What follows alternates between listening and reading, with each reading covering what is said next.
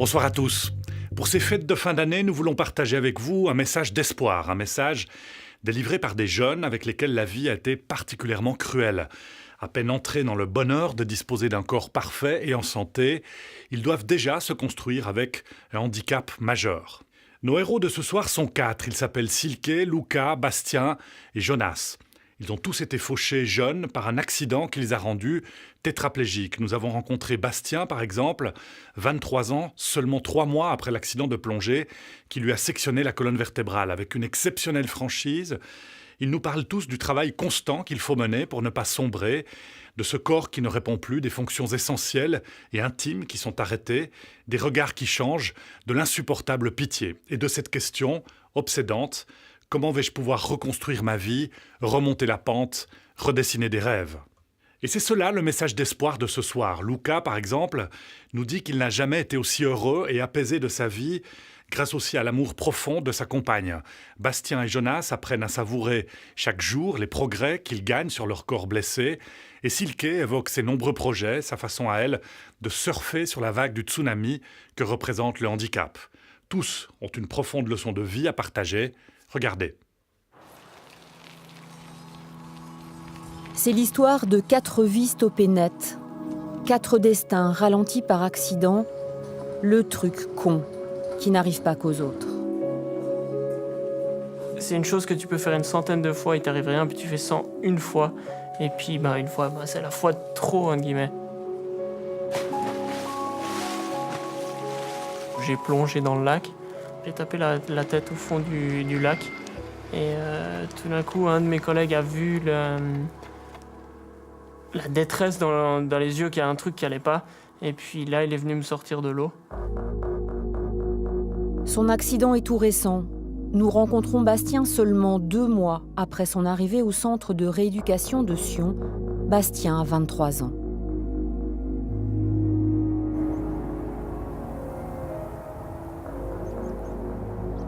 C'était tout début décembre. Belle journée, grand soleil. Puis donc je me lance avec une confiance normale. Dans le saut, je me rends compte que ça se passe pas comme prévu et que je tourne pas assez. Donc je tape la tête dans la neige. J'essaie de crier pour avertir mes potes qui puissent venir m'aider, ou en tout cas pas sauter après moi. Et puis plus rien ne sort, plus aucun son. Donc je me dis, ok, pas grave, je vais me lever pour aller leur dire. Et puis plus aucun mouvement. Jonas, c'est le plus jeune. Il a 18 ans. Jonas termine ses 9 mois au centre. Il se prépare à rentrer chez lui. Dans le rond-point de la Maladière, j'ai les gaz qui sont restés bloqués en fait, au maximum. Et donc j'ai réussi à éviter une voiture et après j'ai voulu freiner. Et c'est ce qui m'a fait tomber, je crois, et j'ai perdu le contrôle. J'ai voulu lâcher la moto, puis je suis resté accroché mon pied est resté accroché à la moto en fait. Et à 150 mètres, elle m'a traîné dans un mur. L'accident de Luca est très grave. Il a les poumons perforés. Luca a failli mourir. 6 ans plus tard, à 26 ans, il réussit à reconstruire sa vie.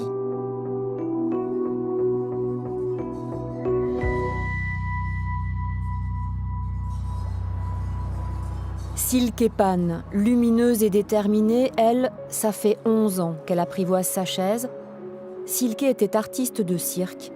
Elle a 45 ans. Notre numéro aérien qu'on faisait en duo avec Didier, on a voulu le perfectionner. Et c'est au cours de cet entraînement sur le lieu du spectacle qu'on ne s'est pas rattrapé et je suis tombée au sol. La suite, on la connaît, elle est la même pour tous. Urgence, soins intensifs, la vue du seul plafond. Ce qu'on imagine moins, c'est le réveil et le chemin pour une autre vie.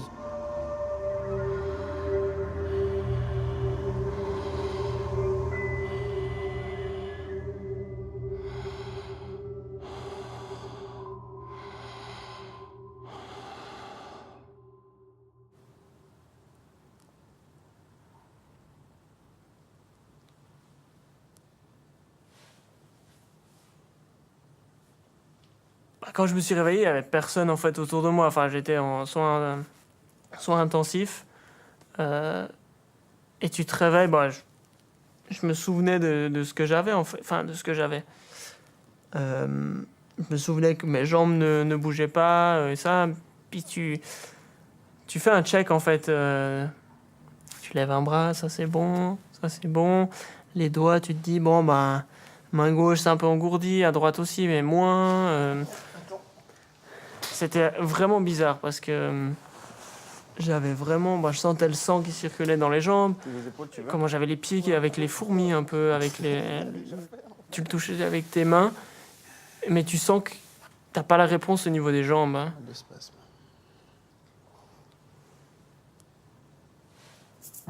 Le diagnostic est sans appel. Son plongeon lui a brisé la 7e cervicale. La moelle épinière est compressée. Bastien se réveille tétraplégique. Les 4 membres sont touchés.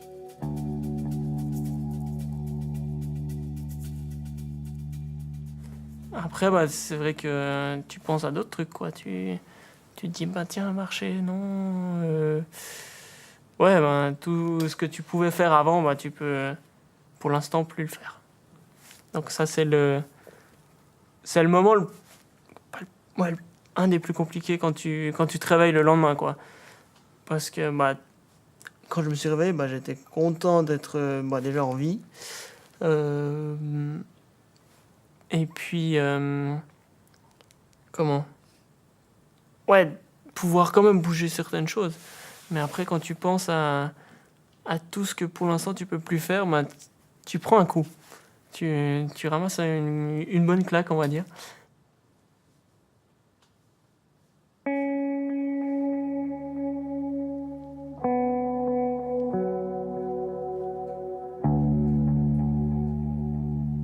Le lendemain matin, à 7h, on s'est levé et puis on est parti tout de suite à l'hôpital. Et puis là, on a pu le voir. Alors là, c'est inexplicable. Enfin, on peut pas dire dans l'état où on est. On a vu les médecins qui se prononçaient pas du tout sur son état. On sait pas comment... On sait pas... On sait qu'il a touché le fond puis qu'il s'est brisé une vertèbre, mais on sait rien, on sait pas.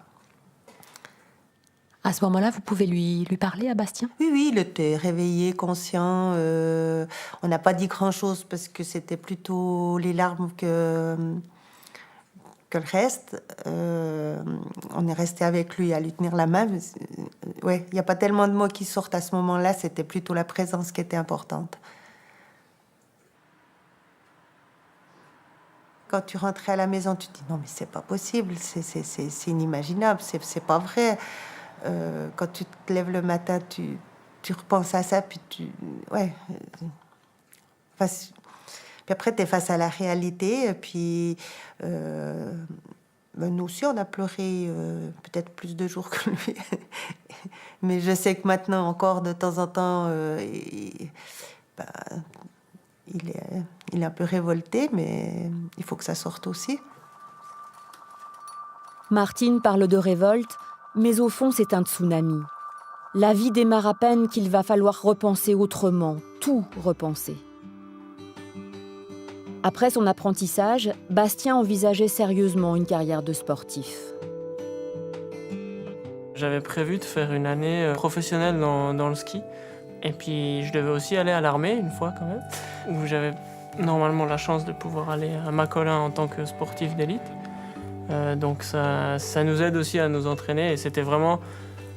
Honnêtement, je ne pouvais pas rêver mieux pour m'avancer dans le sport, quoi. Donc c'était vraiment le projet avant l'accident, quoi, qui a tout changé. J'ai pleuré pendant 2 jours, mais après, j'essaie vraiment de penser positif. Enfin, j'ai directement essayé de penser positif. Et j'ai réussi à me dire assez vite que maintenant c'était passé et je pouvais pas revenir en arrière, quoi.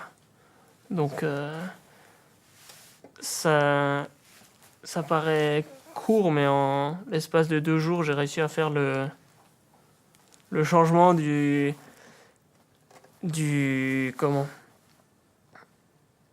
Ouais, de j'ai tout perdu, nanana, je suis triste et ça.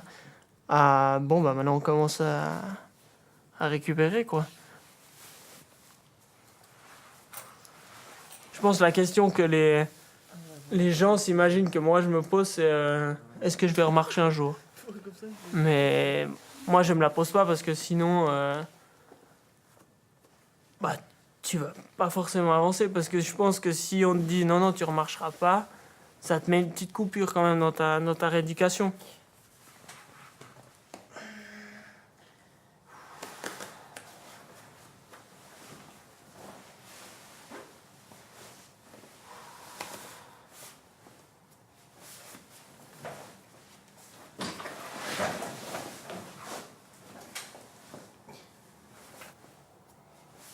Quand j'arrive ici, je suis vraiment sous état de choc. Je sais pas trop ce qui m'arrive.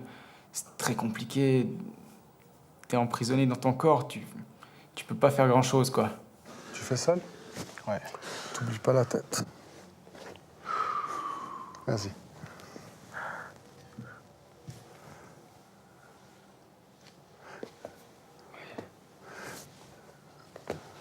Vas-y. Allez, encore un petit coup. Vas-y. Voilà, c'est bon, c'est bon. Voilà, extra. Voilà. Bien. Il lui a fallu 9 mois de travail pour arriver à ça, se retourner tout seul. Après son accident de ski, Jonas est blessé au niveau de la 5e cervicale, une tétraplégie plus haute que Bastien, plus handicapante. Tu te redresses. Voilà. Voilà, reste droit, reste droit. Encore, encore. Voilà. On n'imagine pas, mais les progrès de Jonas sont impressionnants. Après l'accident, il ne bougeait plus rien, paralysé de la tête aux pieds. Il se réveille tout seul, avec sa peur.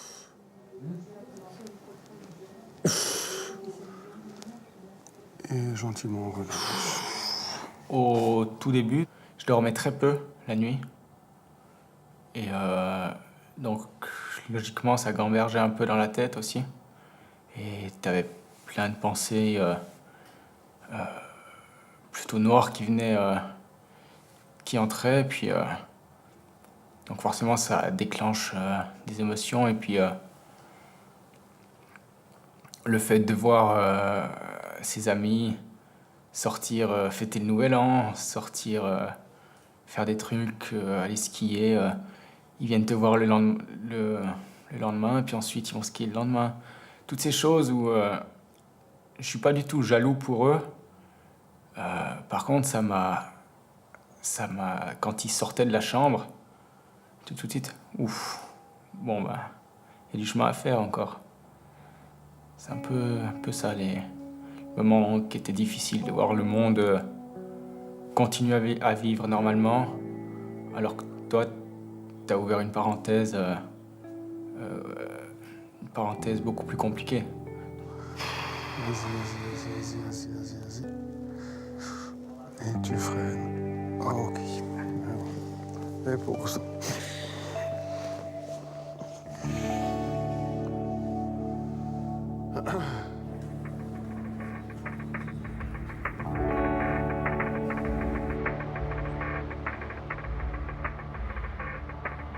Quand j'ai eu le téléphone de Téléverbier, du patrouilleur qui a sauvé Jonas, parce qu'il a vraiment été sauvé, j'ai gardé mon calme, j'ai gardé mon sang-froid, et je suis partie à la maison.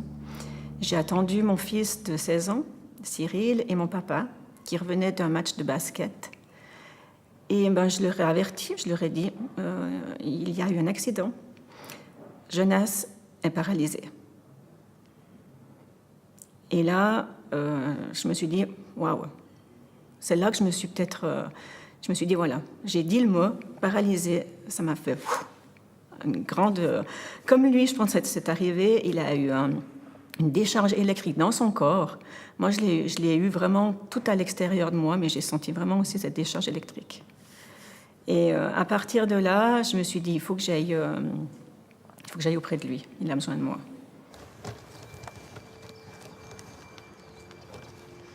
Souvent, il avait ce regard très rouge, les yeux très très rouges. Donc on savait qu'il avait pleuré durant toute la nuit, ça c'est sûr. Mais après, il se ressaisissait quand il nous voyait. Dès le premier jour de son accident, je lui ai vraiment expliqué que c'était important de bien respirer, de bien se relaxer, se détendre. Donc ça enlève le stress, ça enlève la peur. Ça n'enlève pas tout, mais c'est une grande aide. Mm-hmm. Ça te chauffe où, derrière, dans la nuque, là? Ouais. Mais là aussi. Sur la cuisse? Ouais. Ah, bien. Quand j'avais le coup de soleil. Ouais. Là, sur les 2 cuisses. Donc, Oui, c'est intéressant de... le truc, c'est qu'il faudra voir quand il fera froid. Pour aller dans la neige et tout. Oui. Je vis tous les jours des moments forts avec lui. C'est mon leitmotiv. Il dira peut-être la même chose de moi, je sais pas. Puis là, ça va.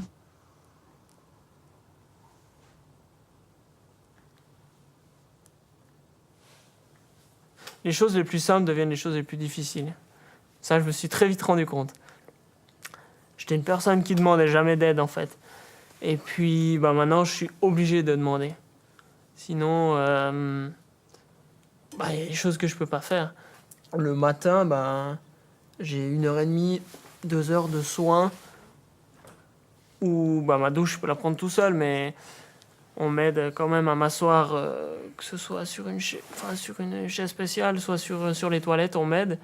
Et tout ce qui est soins intestinaux, et ça, moi, je peux pas le faire moi-même. Du coup, on m'aide. On m'aide à le faire, et ça, je pense, c'est le plus compliqué. Ouais.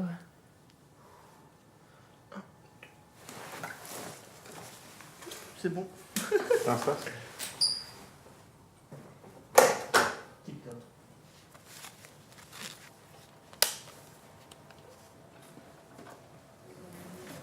Tiens, comme ça tu peux poser la chaise comme il faut. Bon, pour moi, je vais sortir d'ici en marchant. Hein. Je me suis mis l'objectif. Bah oui, tu vas chercher ce que tu veux, quoi. Enfin, le plus haut. Mais après, j'ai dit, si je dois sortir d'ici en chaise, je l'accepterai.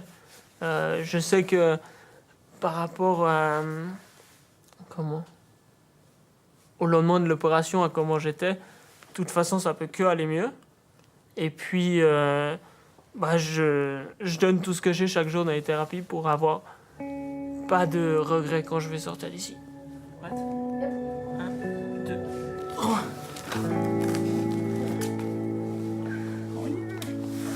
Pour Bastien comme pour Jonas, la moelle épinière n'est pas sectionnée. C'est pour ça qu'il y a toujours un espoir, pour eux comme pour tous, aussi minime soit-il. Bien. Alors on peut s'imaginer toute la palette de lésions entre la section, qui est une coupure franche et nette, où là, le système nerveux central ne récupérera pas. Ça, on le sait. Toutes les formes intermédiaires, la contusion légère, la lésion partielle avec une déchirure, un arrachement partiel, va avoir après des conséquences qui seront beaucoup plus nuancées et qui peuvent être relativement légères, avec des possibilités même dans certains cas plutôt rares, certes, mais d'avoir une récupération quasi totale.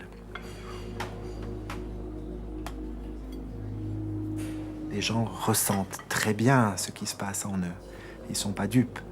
Si au bout de 3 mois, rien n'a changé, on n'a pas de baguette magique pour tout d'un coup libérer des ressources cachées jusqu'à aujourd'hui et provoquer une guérison. C'est un peu le mythe maintenant du médecin qui annonce la vérité aux patients. C'est pas comme ça que ça se passe. On leur doit la vérité, on la leur donne, tout en maintenant les perspectives ouvertes, parce qu'on ne sait tout simplement pas ce qui va arriver. Mais les gens, au fur et à mesure du travail qui est effectué au quotidien, en thérapie, au niveau des soins, se rendent rapidement compte si la situation évolue ou pas.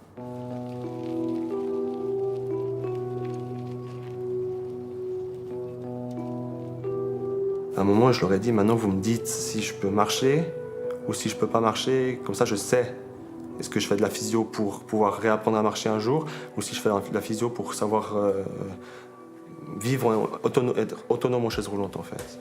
Mais il fallait que je l'entende, il fallait qu'on me le dise. Luca, c'est sûr, ne remarchera pas. Sa moelle épinière est sectionnée. Après son accident de moto, il est resté 6 mois en rééducation à Notteville, en Suisse alémanique. En Suisse, il existe 2 grands centres pour les paraplégiques, la Souva à Sion et Notteville dans le canton de Lucerne.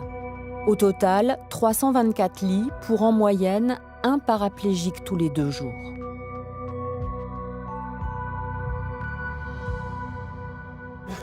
Ball! 7! C'est le tien!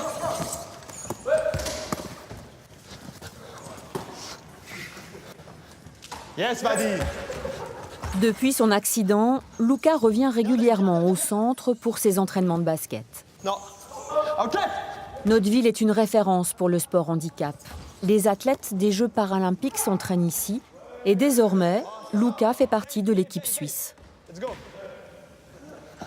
Il a besoin d'aide, viens! C'est vraiment le sport qui a commencé à me faire accepter ma situation. C'est ça, Dave! De voir tous ces jeunes, de voir qu'ils étaient aussi, ils rigolaient, ils étaient heureux, ils avaient des copines aussi, je voyais ça, ils se disaient ah, ça va pour eux.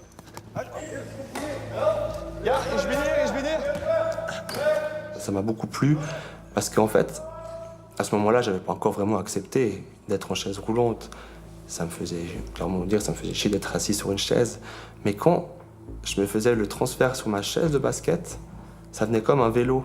Ça venait plus comme un truc pour marcher, pour me remplacer que je marche. Ça venait un truc pour se défoncer et faire du sport.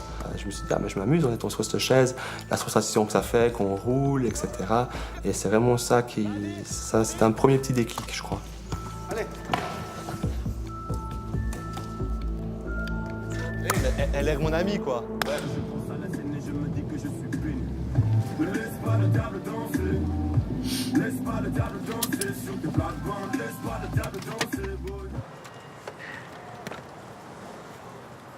Quand tu rentres de Notteville et tu commences à vivre tout seul, ça fait peur au début. Enfin, c'est pas Notteville, quoi. C'est pas le petit cocon où on est à Notteville. Non, tu réalises que t'es tout seul. S'il y a un problème, t'es tout seul.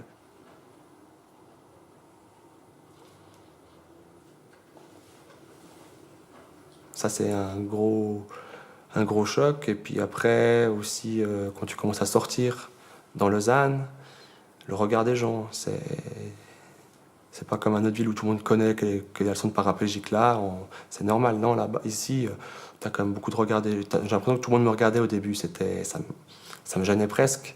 Il y a de toutes sortes de regards, hein. Il y avait des regards tout à fait normaux qui me dérangeaient pas, mais il y avait aussi des regards de pitié, et ça je détestais, et ça c'était difficile.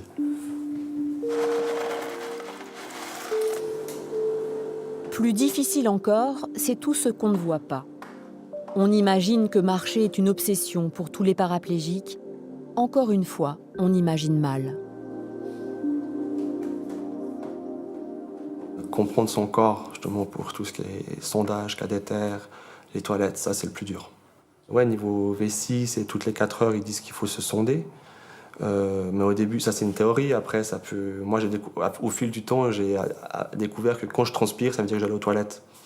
Donc maintenant que je sais ça, j'ai plus de problème à ce niveau-là. Mais Simba.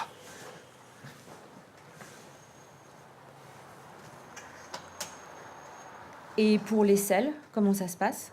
C'est 1 heure, si tout va bien, 1h30 plus souvent. Et c'est vraiment un peu pile ou face. Des jours ça va mieux, des jours ça va pas bien.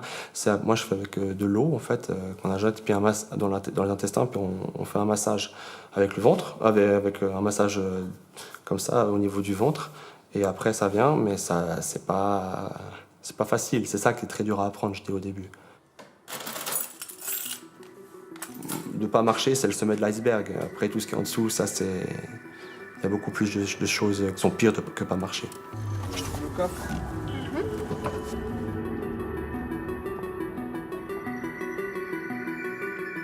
Au tout début, quand j'étais seul, après la rééducation, je pensais que j'allais jamais Jamais retrouvé une fille, je me dis, mais qui c'est qui va vouloir d'un mec en fauteuil roulant? Qui?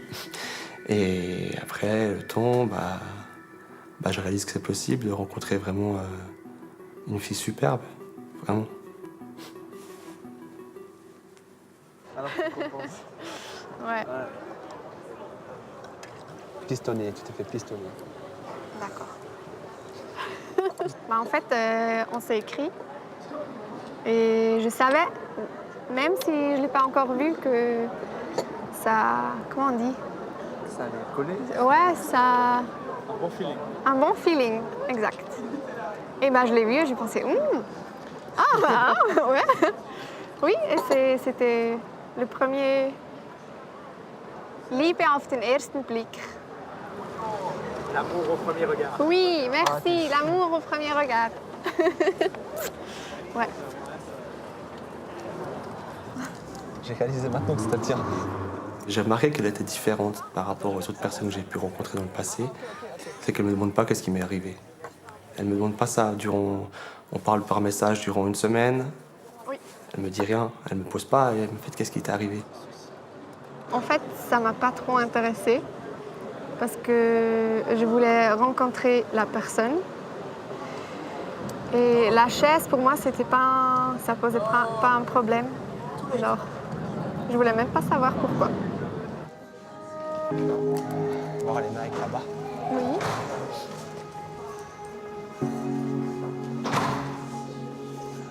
Elle a compris qu'elle doit me laisser faire les choses aussi. Que c'est pas mon infirmière, que c'est pas elle qui doit tout le temps tu veux de l'aide, tu veux que je te présente, tu veux que je te porte, tu veux que je te pousse. C'est qu'elle a compris dès le début que si je demande pas d'aide, c'est que je peux le faire. Ça, c'est important. Ça. Ah, c'est les Airspain, ouais. Ah, bravo. T'as vu, c'est joli. On parie qu'il n'y aura pas la taille. Sinon, tu prends ce qu'il y a, non? Tu le sens pas.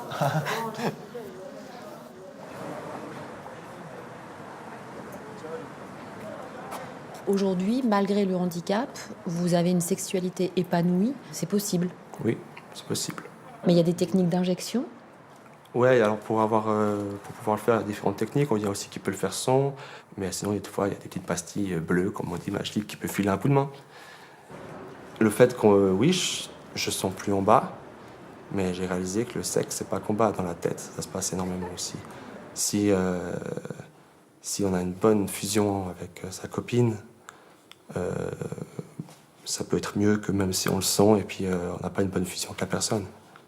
C'est le toucher et on développe des autres sens aussi, on développe d'autres... on doit redécouvrir son corps. C'est clair que la première fois que je l'ai fait, c'était pas...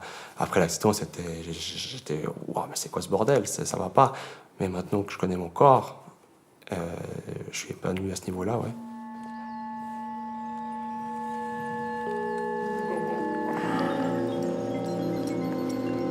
Voilà, je crois qu'on est bon, là. Ouais. Hop là. 2 secondes. Avant, quand j'étais valide, quand je voyais une personne qui passait en fauteuil roulant, c'était pour moi la chose la plus tragique qui puisse m'arriver. Quand je réfléchissais, parce qu'on a des fois ces pensées, si un jour j'avais un accident, avec plein de handicaps, j'imaginais pouvoir vivre. Mais vivre assise dans une chaise roulante, je me disais non, ça c'est le pire, je préfère mourir, je pourrais jamais. Mais il faut savoir qu'au moment où nous survient une maladie, un accident, un choc, quelque chose de terrible, on découvre qu'on a la force. Tout ce qui nous arrive, on a la force d'en faire quelque chose de bien. Tu veux y aller comment?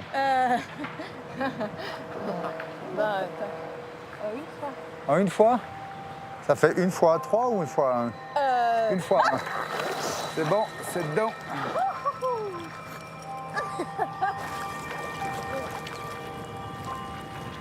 Essaye le crawl, si. Respiration alternée. 1 fois à gauche, 1 fois à droite.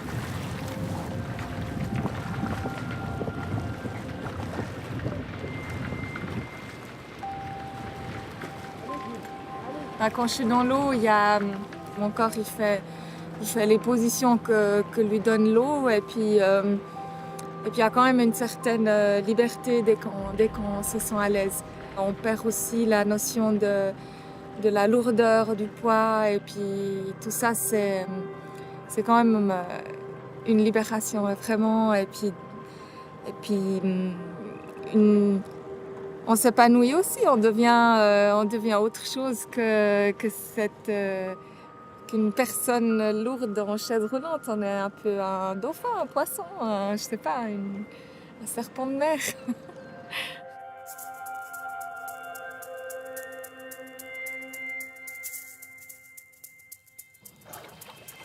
C'est bien, tu y es, Sissi. Allez, la respiration. Hop là, et on est au bord. On n'est pas, je ne suis pas un valide qui accompagne une personne en situation de handicap. On est en couple. Mais pour moi, c'est la vie de couple. Je l'accompagne, je vis pour elle, mais elle vit pour moi aussi. Hein. Ils lisent pas, hein? Mais non. Bon, Silke n'a pas de handicap, elle est juste assise. Et il m'arrivait de temps en temps de présenter Silke et dire regardez comme elle est belle, n'est-ce pas qu'elle a des belles roues. C'est tout, il n'y a pas de handicap. Moi, je ne vais pas trouver que mon corps est beau comme ça, mais je l'accepte et puis ça fait partie de ma vie. Et finalement, même s'il n'a pas l'esthétique d'un corps d'artiste cirque ou d'athlète comme je l'étais avant, eh ben, c'est un corps qui m'a démontré qu'il est quand même fort. Puis c'est ça l'important.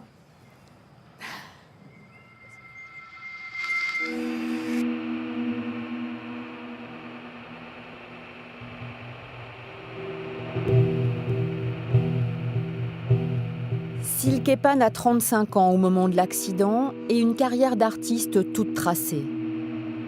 Lors d'une répétition en Italie avec ce numéro sans filet, Silke et Didier ne se rattrapent pas. Elle tombe, la tête la première, sous les yeux de son amoureux.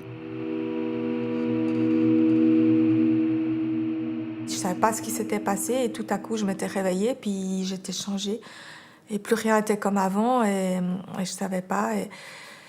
Et après, une fois que j'ai appris, que quelqu'un d'autre m'ait raconté, ben, j'ai accepté, j'ai vu, ben, ok, Didier, ça le fait souffrir de parler de ça, on ne va pas parler de ça. C'est pas du déni, c'est pas, alors en tout cas pas de l'apitoiement, venir pleurer ou n'importe quoi. C'est un petit peu la positive attitude. Moi, je guéris tout par le rire. Avec moi, il avait une attitude de... Il se contenait, the show must go on. Il avait cette attitude qu'on a sur scène, on devait sourire malgré tout. On devait sur scène, on devait donner du bonheur, du divertissement et de la légèreté au public. Moi, je me suis dit, non, je ne peux plus rien changer. C'est là. C'est quelque chose d'irréversible. On m'a très vite dit que c'était pour la vie. Et puis, dès cet instant, j'ai enclenché le mode survie, se battre, et puis il faut que je remonte la pente au plus vite.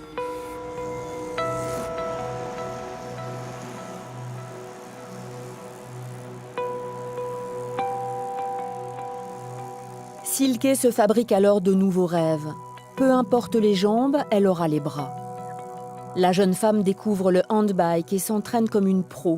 Elle multiplie les courses et les victoires, décroche le titre de vice-championne d'Europe en 2015, jusqu'à cette folle ascension des Pyrénées cet été avec Didier.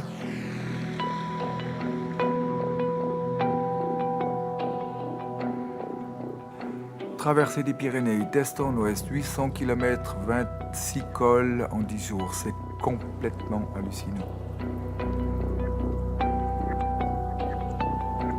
Quand on est handicapé, la société nous dit « Maintenant, tu es une personne à charge. Maintenant, tu es une personne dépendante. Maintenant, tu ne vaux plus rien. Reste dans ton coin. » Et puis, Moi, j'ai aussi envie de me prouver à moi et puis de montrer à toutes les autres personnes que non, on peut être des conquérants, on peut être des personnes fortes qui réalisent des projets et qui vont au-delà de ce qu'on aurait cru et ce qu'on nous aurait dit qui était possible.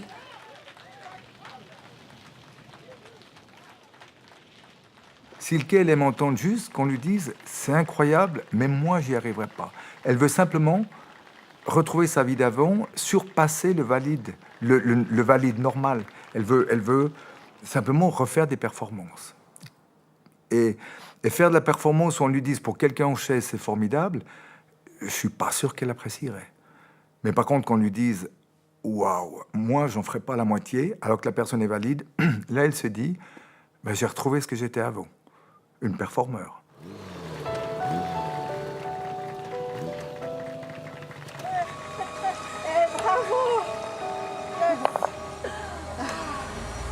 Je peux dire que je suis maintenant une femme heureuse. Je me sens épanouie dans ma vie. Après, c'est vrai qu'au fond de moi, il y a aussi beaucoup de blessures, beaucoup de cicatrices, beaucoup de choses qui me font mal. Et en même temps que je suis, pour de vrai, une femme heureuse et épanouie, j'ai quand même des blessures qui sont là. Et je fais un constant travail de contrôle de moi pour ne pas me laisser sombrer dans la tristesse qui pourrait des fois surgir. Je sais par expérience, si je leur donne trop de place à mes souffrances de s'exprimer, elles vont me ronger.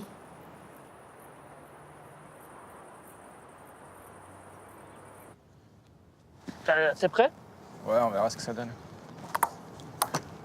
Oh, elle était longue. Ah, attends, on fait une règle. Ouais. T'as pas le droit de sortir des côtés? zones. Ouais. Ouais, ça marche.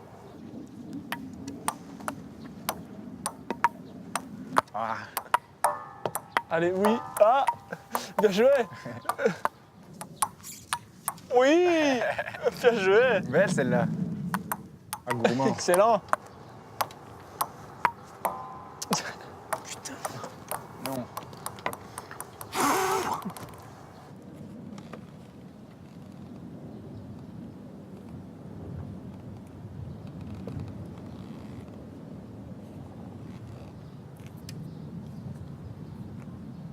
J'ai fait énormément de progrès en fait. Vite. Ça paraît rien du tout en fait. Mais chaque jour, t'as des petits trucs qui reviennent. Comment? Bah, un jour à l'hôpital, tu te réveilles, tu sens juste, il y a la fenêtre ouverte, tu sens le vent qui passe sur tes pieds. Bah, c'est vite vu. Le lendemain de l'opération et jusqu'à il y a pas longtemps, la pire zone, c'était vraiment mi-cuisse, mi-ventre, où je sentais absolument rien du tout. Et puis ben, là, je sens tout en fait.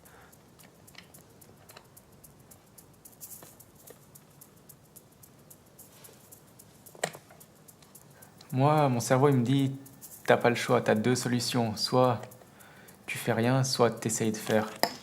Donc j'ai pris la deuxième, donc faut essayer de faire. Essayer de faire chaque minute, chaque seconde un nouveau truc. Bien sûr, il y a des moments où tu dis, bon, je fais rien maintenant. Mais après, il y a des moments où tu dis, ah, faut que je fasse ça, j'essaie ci. Et puis un coup ça marche, un coup ça marche pas. Un coup t'es hyper content, euphorique, c'est un nouveau truc. Un coup tu dis, oh, ça marche toujours pas.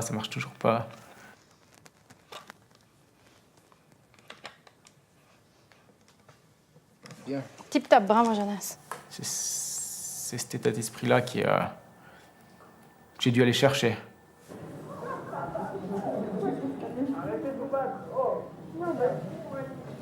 C'est moche. Les enfants, on se calme. Dis-moi, tu me mettras... Ouais, t'as les clés? T'as les clés? Insortable, je te jure.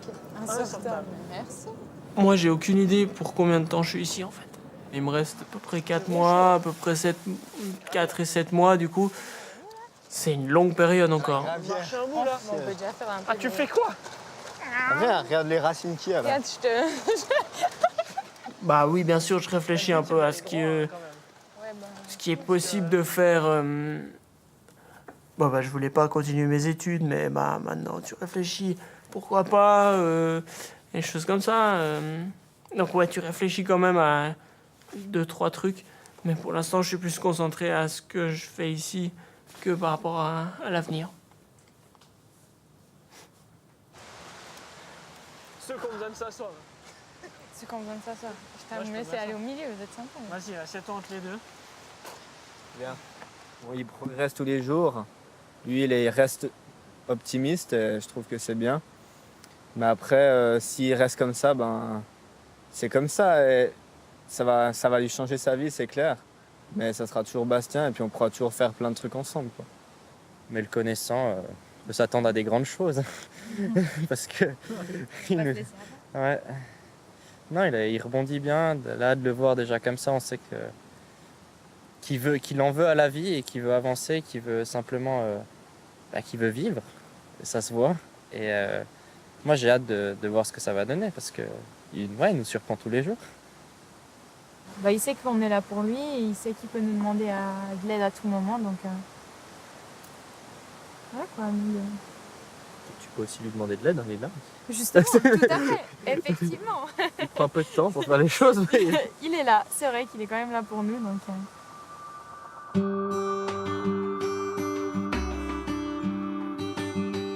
Tout est encore trop tôt pour Bastien. Comment imaginer l'avenir dans ce temps suspendu ? Une rééducation dure entre 6 et 9 mois. Elle n'est pas que physique. C'est le temps nécessaire au deuil de la vie d'avant et de l'acceptation.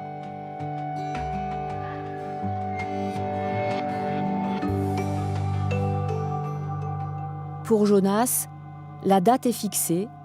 Dans 10 jours, il va rentrer chez lui. On imagine sa joie de retrouver sa maison, son univers, sa chambre. Eh bien non. Une fois encore, on imagine mal. Comment tu l'imagines, ce retour ?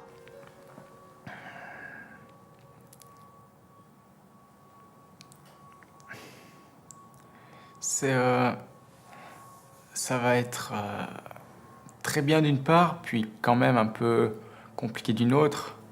Donc il y a les côtés positifs qui sont de changer d'air, de trouver de nouvelles manières de faire, de trouver de nouvelles méthodes de rééducation aussi. Donc j'essaie de garder beaucoup de côtés positifs et de cacher un peu les côtés plus difficiles. Pourquoi tu veux les cacher ? Je sais pas si c'est le bon terme que j'ai employé, mais c'est le fait de ne pas être trop touché pour être complètement effondré. C'est une espèce de protection autour de ça, de ne pas sortir puis être complètement effondré, se poser sur le canapé et puis se lamenter, quoi. C'est un peu dans cette optique-là que je travaille beaucoup avec cette crainte de la sortie, quoi.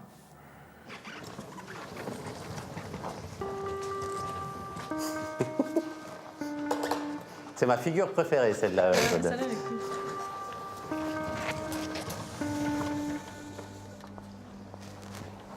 Parenthèse, c'est beaucoup mieux que la dernière fois. Ouais, c'est bien, c'est beaucoup plus souple. Les trajectoires sont plus fluides, c'est bien. Putain, ça c'est couillu. Oh putain. Ça, par exemple, moi je l'aurais pas fait. Mais bon. Jonas, lui, va sortir. Ça veut dire il est prêt à aller dans les rues de Sion ou d'ailleurs tout seul ? Ouais, j'aimerais dire non, parce que je dis pas qu'il a été brûlé, hein, mais il y a une maîtrise technique. Il est le premier, si vous vous souvenez de ces arabesques, c'est moi qui en fais maintenant, si vous vous souvenez de ces arabesques, alors ça c'est c'est estampillé Jonas, hein, ça c'est clair qu'il est le premier à faire ça. Et alors c'est clair qu'il va systématiquement trouver une solution technique à tous les problèmes qui vont lui être posés. Mais je sais aussi un jour qu'il sera par terre, ça c'est inévitable. inévitable, parce qu'il renonce difficilement. Alors bien sûr qu'il est prêt. Nous, au niveau physiothérapeutique, il a atteint un degré d'autonomie bien supérieur à celui qu'on serait en droit de lui demander.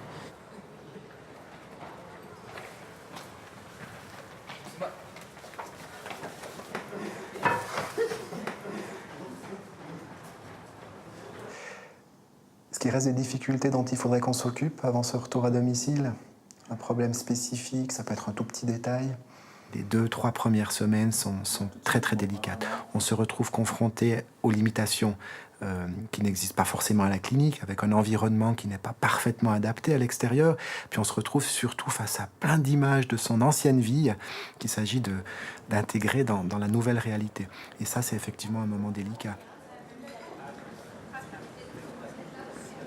Pour retrouver un équilibre dans sa propre vie, il faut avoir réussi à accepter ce qu'est sa vie. Si on continue à vivre dans l'illusion de ce qu'on n'est pas, mais c'est valable pour tout un chacun, on va aller d'échec, de frustration en frustration, et la clé de la réussite, la clé du bien-être passe par la réalisation de ce qu'est la réalité. Est-ce que tu as envisagé de te dire, ma vie maintenant, ça va être avec cette chaise? Non, ça me traverse l'esprit parfois, mais c'est très bref. Et puis je switch directement dès que cette petite voix vient à l'esprit. Cette chaise, oui, j'en ai besoin actuellement, mais je vais tout faire pour m'en débarrasser. Et puis, à quel moment, ça, je sais pas encore.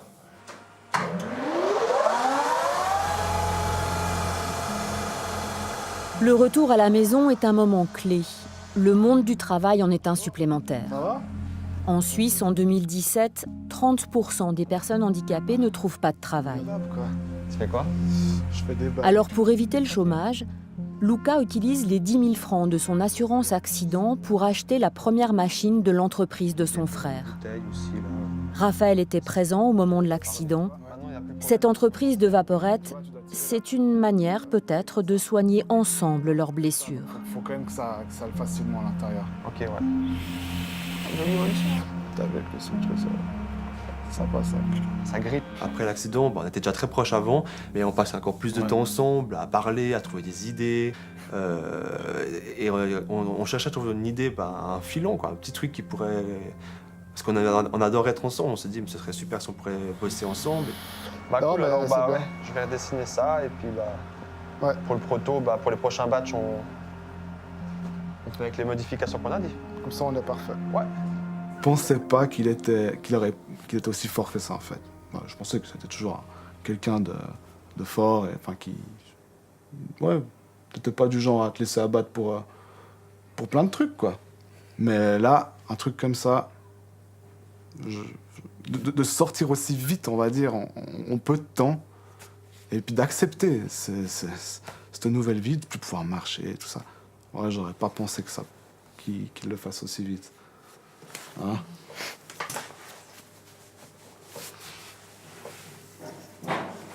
Est-ce que quand on est proche, comme vous l'êtes, Raphaël, est-ce que vous aussi, vous devez faire un deuil, un travail?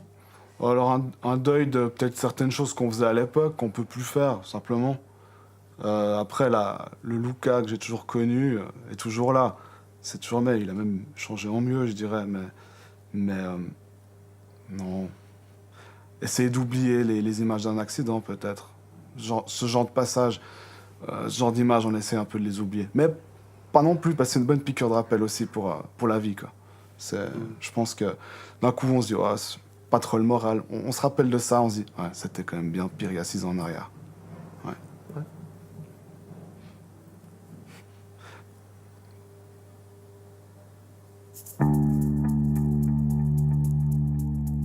Je me sens mieux, en fait. Avant, j'avais un masque. Avant mon accident, je mettais un masque, j'ai l'impression. C'était pas le vrai Luca. Et maintenant, ce masque, il est tombé et je suis vraiment moi. On va dire... ouais, je vois la vie différemment et je suis mieux dans mon corps et ma peau, ouais.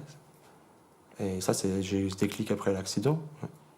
Je me prends moins la tête pour des trucs qui m'auraient dérangé avant. Je suis Ouais, j'ai plus confiance en moi. Malgré que je suis en chaise, j'ai plus confiance en moi. Ça m'a donné de la force, en fait. Ça m'a changé, mais en bien, vraiment, ouais, je le pense. Je suis beaucoup plus ouvert, j'arrive beaucoup mieux à parler, niveau social, ouais, je préfère ma vie de maintenant, comme elle est, que celle que j'avais avant. Est-ce que vous êtes heureux aujourd'hui? Ouais. Je suis au top. J'ai jamais été aussi heureux, je crois.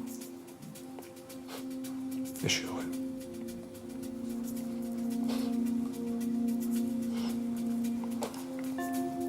Ça n'a pas été facile, mais on y arrive.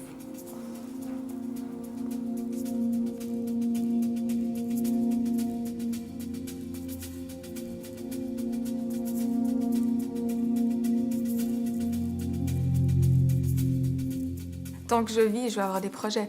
Tant que je peux, il y a des projets qui sont physiques avec mon corps.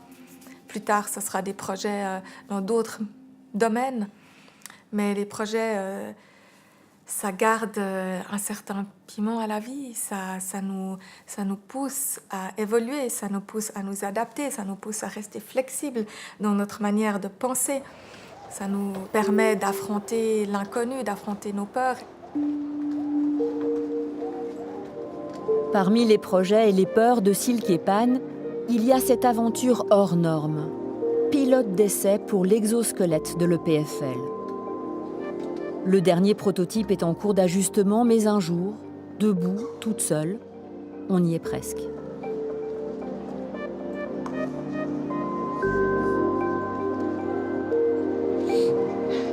Génial, mon premier escalier, mon vrai escalier de ville. J'ai pas envie que le handicap soit cette grande vague de tsunami qui me submerge. J'ai envie d'être le surfeur qui reste sur le dessus de la vague et puis qui profite de cette vague pour en jouer.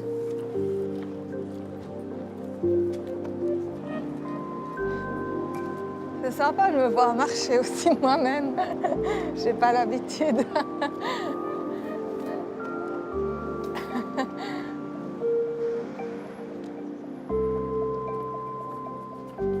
La semaine prochaine, exceptionnellement, il n'y aura pas d'émission de temps présent.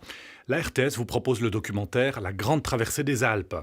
Pour ma part et au nom de toute l'équipe de Temps Présent, je vous souhaite de belles fêtes et je me réjouis de vous retrouver l'année prochaine, le 3 janvier déjà, pour la première émission de 2019. Excellente soirée à vous tous, très belle semaine de Noël et à bientôt.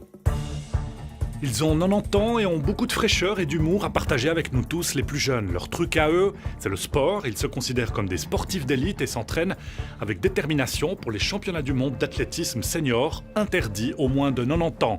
Ces vétérans font la démonstration des ressources insoupçonnées du corps et de leur incroyable joie de vivre, donnée en exemple à nous tous.